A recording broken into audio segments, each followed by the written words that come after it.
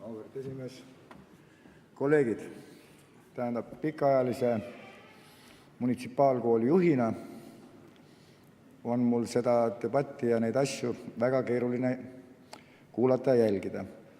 Tähendab, et erakoolidega läbirääkimised ja võrdlused on käinud minul 18 aastat, alates sellest ajast peale, kui Rocca al Mare erakool sai loodud.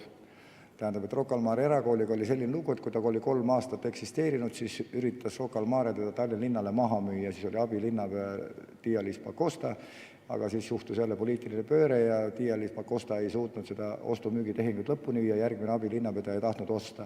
Nii et erakoolidel oli algul üpris raske, aga nendel oli ka natukene kerge, sellepärast et nendel oli õppemaks, nendel oli riigiharidustoetus, nendel oli kohaliku omavalitsuse toetus ja kõik muud asjad. Meie munitsipaalkoolid pidime ise hakkama saama, ise käima põhimõtteliselt kerjamas ja lobistamas raha, et saada kooli remonti, ise kerjamas ja lobistamas, et saada mingeid muid värke, et olla konkurentsivõimeline just nimelt Rocca al Mare kooliga ja teiste selliste asutustega, kes läbi MTÜ-de või sihtasutuste hankisid omale koolidele lisaraha. Nii et põhimõtteliselt täna oli väga meeldiv kuulata, kui haridusminister äkki rääkis seda, et alusharidus tuleb rahastamise seisukohalt ümber vaadata. Järelikult see 1 aasta tampimist, mis on tehtud, ei ole päris vett läinud vedama. Ja antud juhul munitsipaalkoolide juhtide seisukoha pealt ma ütlen küll niimoodi, et erivajadused ja oivikud peavad olema kindlasti toetatud ilma igasuguse kompromissita. Täies mahus me ei tohi mitte kedagi jätta lahinguväljale, nagu ohvitserid ütlevad, omad tuleb alati ära tuua. See on päevselge, ja kui korrata klassikuid, siis iga kett on täpselt nii tugev, kui tugev on kõige nõrgem lüli. Ja kui me nõrgemat lüli ei hoia tugevana, siis järelikult meie kett on äärmiselt nõrk.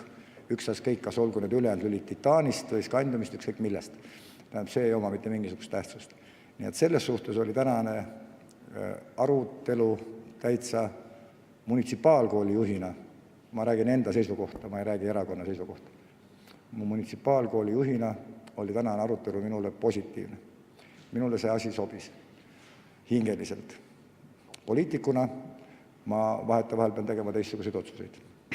Aga antud juhul võrdne kohtlemine on meie Eesti prioriteet ja kuna meid on nii vähe, siis me ei tohi mitte ühtegi inimest kuskile maha jätta, kuskil õpetamata jätta, kuskil ravimata jätta.